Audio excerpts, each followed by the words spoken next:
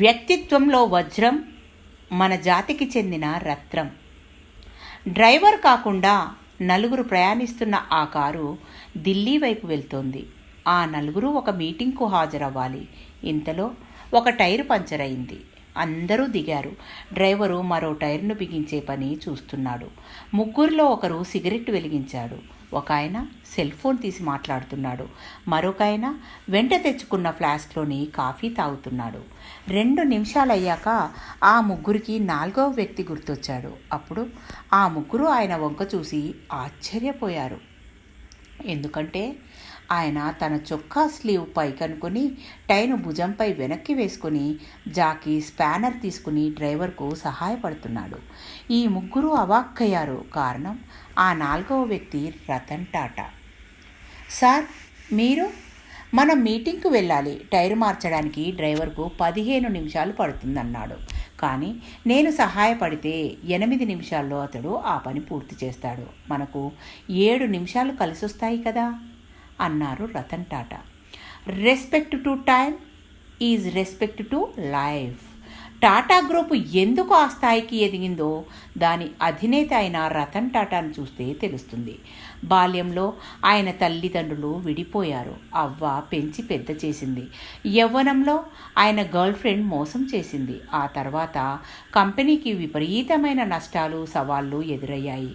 కానీ ఆయన తన మంచితనాన్ని, దయను, లక్ష్యాన్ని, నిజాయితీని, సమయపాలనను, క్రమశిక్షణను, కఠోర పరిశ్రమను మరిచిపోలేదు.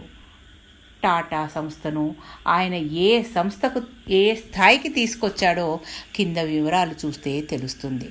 టాటా సంస్థ అయిన టీసీఎస్ యొక్క స్టాక్ మార్కెట్ విలువ పాకిస్తాన్ దేశపు మొత్తం స్టాక్ మార్కెట్ విలువతో సమానం.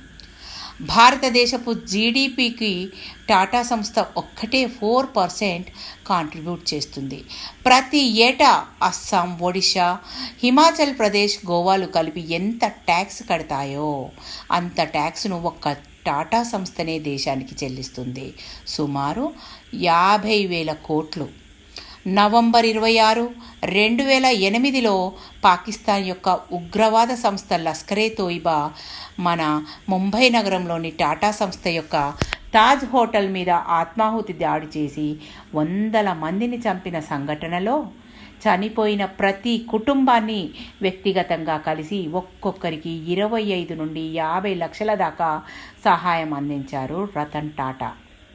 ఆ సమయంలో తమ హోటల్లో డ్యూటీలో ఉండి మరణించిన, గాయపడిన ప్రతి పోలీసు, ప్రతి ఇతర ఉద్యోగి కుటుంబంలో ఒక్కొక్కరికి తన సంస్థలో ఉద్యోగం ఇచ్చాడు.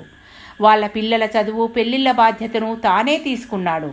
అంతకంటే ఆశ్చర్యం ఏమిటంటే ఆ దాడి సమయంలో దేవిక అనే చిన్న పాప హోటల్కి వచ్చి ఉంది.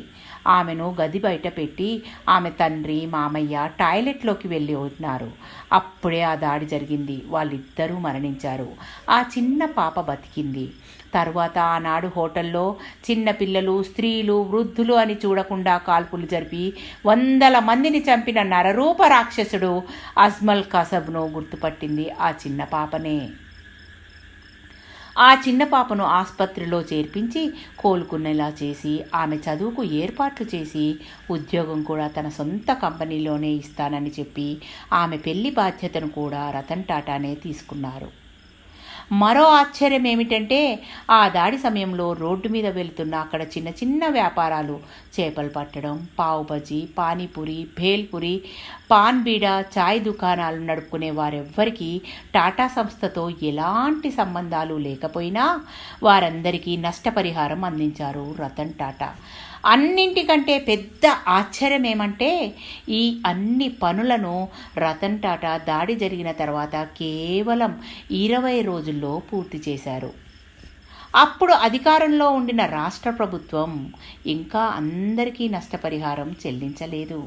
రతన్ టాటా కేవలం 480 గంటల్లో చెల్లించేశారు. నా దృష్టిలో రతన్ టాటా సూటు బూటు వేసుకున్న స్వామి వివేకానంద. ఇద్దరూ బ్రహ్మచారులే. మొదటి వ్యక్తి ధ్యానంతో దేశాన్ని మార్చాడు.